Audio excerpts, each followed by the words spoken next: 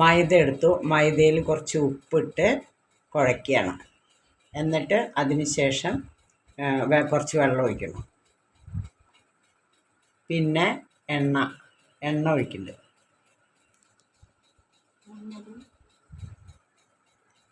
പിന്നെ കുറച്ച് മഞ്ഞളിടുക. ഇതൊക്കെ ഇട്ട് കുഴച്ചിട്ട് പരത്തുകയാണ് ചെയ്യുന്നത് കേട്ടോ. ബോളി ഉണ്ടാക്കാനുള്ള പുറപ്പാടാണ്. തിരുവനന്തപുരം ബോളി.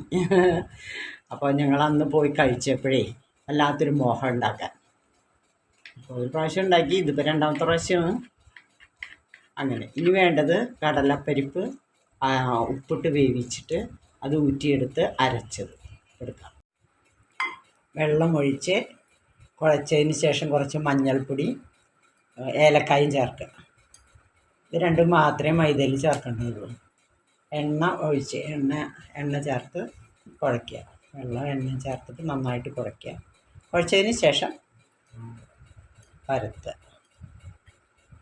കടലപ്പരിപ്പ് അരച്ച് വേവിച്ച് ഉപ്പിട്ട് വേവിച്ചതിന് ശേഷം അത് മിക്സിയിൽ ഒന്നരച്ചിട്ട് അധികം ഇതാവരുത് കേട്ടോ, അധികം വല്ലാണ്ട് പൊടിയാവരുത്. ഒന്നരച്ചിട്ട് അതിലേക്ക് കുറച്ചൊരു 2-3 സ്പൂണ് പഞ്ചസാര ഇടുക. പഞ്ചസാര വെതറുക. എന്നിട്ട് നല്ലതായിട്ട് കുഴച്ച് ഉണ്ടകളാക്കുക.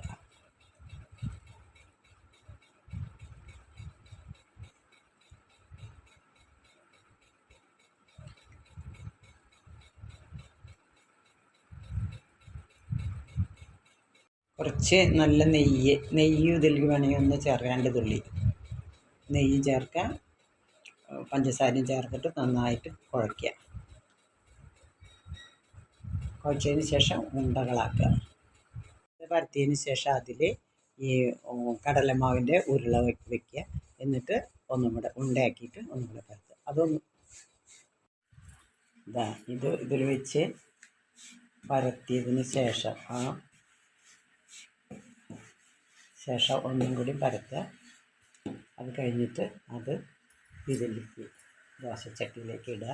നെയ്യ് തൂത്തതിന് ശേഷം എന്നിട്ട് ഒന്ന് ചൂടാകുമ്പോഴേക്കും അതെടുത്ത്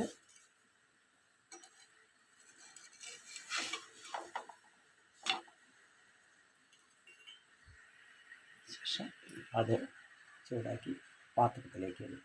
ഇതും മൈദ പരത്തിയതിന് ശേഷം അത് ഈ പരത്തിയിലേക്ക് വയ്ക്കുക. എന്നിട്ട് അത് മൂടി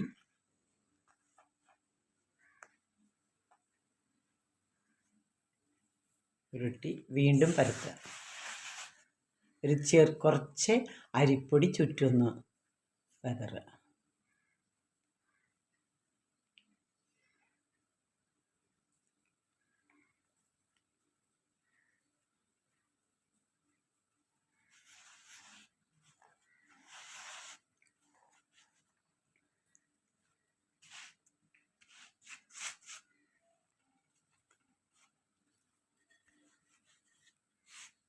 എന്നിട്ട് നന്നായി പരത്തുക.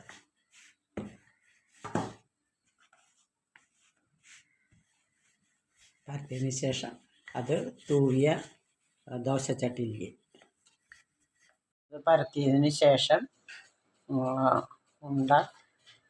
പരത്തിയതിന് ശേഷം നെയ്യിലേക്ക് ഇടുക. വെറുതെ ഒന്ന് ചൂടാക്കി ജസ്റ്റ് ഒന്ന് ചൂടാക്കിയിട്ടെടുക്കുക. ഇത് പരത്തുക. മൈദ കുഴച്ചത് പരത്തിയിട്ട്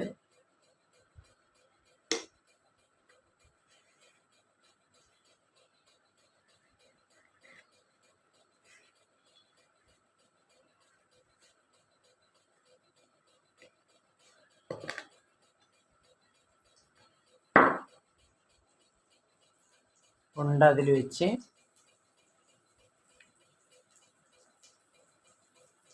കൂട്ടി ഒന്നുകൂടി പരത്തുക. ഇതാണ് നമ്മുടെ ബോളി.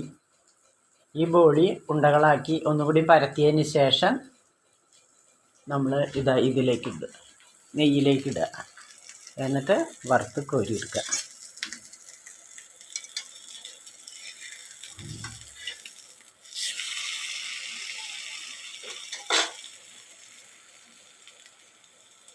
രണ്ട് ഭാഗം ഒന്ന് മറിച്ചിട്ട് നെയ്യിൽ വറുത്ത് കോരിയെടുക്കുക. ഇതാണ് ബോളി, തിരുവനന്തപുരം ബോളി. ബോളി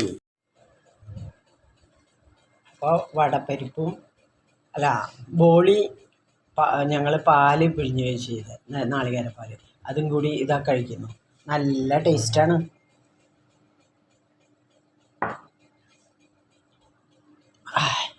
നല്ല ടേസ്റ്റാണ് കേട്ടോ. ഹാ നല്ല രസം. ദോശച്ചട്ടിയിലിട്ട് നെയ്യ് തൂവിയതിന് ശേഷം ഒന്നുകൂടി മറിച്ചിടുക. 2 മിനിറ്റ്